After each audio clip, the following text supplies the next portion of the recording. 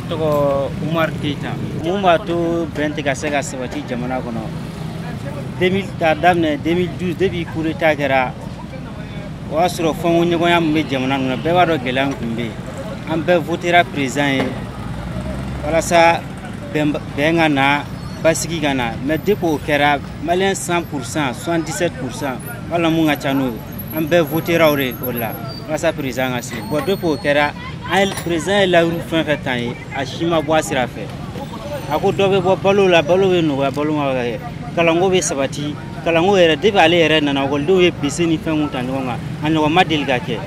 balontan fɛnɛ bɛ ten depuis président kɛra président coup du Mali final ma tan a kɛra président de tile la a ɲɔgɔn ma deli ka kɛ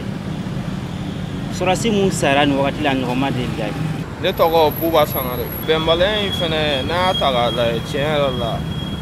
mara dɔgɔyalen bɛ Mali kɔnɔ quoi n'a y'a ta k'a lajɛ yɛrɛ a 100% 90% mara dɔgɔyalen don bon ni mara dɔgɔyara e yɛrɛ fɛ o bɛ na ni mun de ye sa a bɛ na ni kɛlɛ ye a bɛ na ni bɛnbaliya fɛnɛ ye quoi. Ne tɔgɔ Mohamed Touré dɔwɛrɛ tɛ fo leader politique de ka bɛn ka sigi ka kan kelen fɔ ani minnu tɛ politique ko yɛrɛ la fɛn fɛn yɛrɛ ka s'u fana ma ka bɛɛ lamɛn ko bɛ se ka taa cogo min na an ka sigi ka ɲɔgɔn lamɛn yɛrɛ taabolo kelen kan pour que ko ka se ka basigi nɔrdisi sidisi nin bɛɛ ye ko wɛrɛ de ye a ko la ne yɛrɛ bolo an bɛɛ ka jɛ ka sigi ɲɔgɔn fɛ ka kuma ka bɛn ko kelen kan pour que an ka taabolo kelen ta jamana ko yɛrɛ la sinon an sɛgɛnna yɛrɛ de mun mana na u bɛ kuma dumanw fɔ an ye mun mana na u bɛ hakilina ɲumanw ta an ye ka ŋaniya ɲumanw ta an ye mais foyi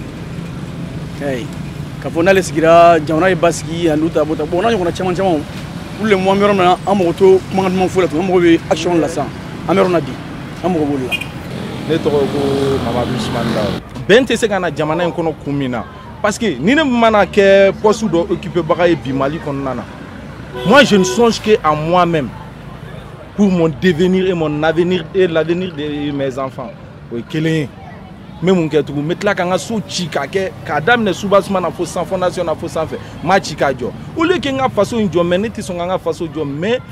n bɛ n yɛrɛ de ka faso jɔ fɔlɔ n yɛrɛ ka faso min ye o ye n ka du kɔnɔna ye mais est ce que fantanden bɛ kɛrɛfɛ o bɛ se k'o sababu sɔrɔ. Ne tɔgɔ Sadi Sakɔ n'i y'a ye bɛn tɛ ka sabati an ka jamana in na est ce que ne ba o tɛ jamanadenw yɛrɛ nɔ yan an ka jamana in yɛrɛ fana filɛ nin ye polisiw minnu b'u jɔ sirada la de 1 u ka sara u mago t'u ka sara la bilen u mago bɛ mun na u bɛ se ka mun minɛ mɔgɔw la sirada la olu mago b'o de la sisan est ce que o la jamana bɛ se ka taa ɲɛ. Ne kɔni y'a kɛ an ka ɲɛmɔgɔw yɛrɛ de ye parce que mun y'o kɛ ne gouvernement bɛnna k'u ye kan kelen fɔ bɛn bɛ sabati ani gouvernement bɛn k'u tɛ kan kelen fɔ kɔni bɛn tɛ sabati dɔw bɛ ka ɲini k'a dilan dɔw bɛ ka ɲini k'a tiɲɛ a mago bɛ gouvernement kɔnɔ k'a bɛ président sigilen ɲɛ b'a la nka a tɛ ka fɛn bɔ a la en plus de cela mɔgɔw tɛ mɔgɔ min fɛ a b'o k'olu k'a proche ye mɔgɔ bannen bɛ mɔgɔ min na a b'o k'olu gɛrɛ yɛrɛ donc mɔgɔ min na minnu ka na gouvernement yɛrɛ la olu tɛ ka na yɛrɛ o de tun bɛ ne fɛ k'o fɔ. quant à moi faamaw fɔlɔ faamaw olu tigiw tile u tigiw tile kelen o donc tiga bɛnbaliya olu le normalement n'olu y'i tile ka tiɲɛ ko kɛ ni tiɲɛ ye réalité la a bɛ na ni bɛn a bɛ na ni danaya ye i y'a faamu bɛn bɛ se ka na Mali la ten cogoya la mais faamaw tilelen tɛ hinɛ ɲɔgɔnya dɔgɔyalen don. Ne tɔgɔ Madu Jara hinɛ tɛ dugu in kɔnɔ tuguni quoi hinɛ tɛ fan si du kɔnɔna fara kɛnɛmala kan parce que munna ni hinɛ daminɛra du kɔnɔ a bɛ kɛnɛma mɔgɔ bɛɛ b'a profiter bibi in na ni fɛn bɛ mɔgɔ min kun du kɔnɔ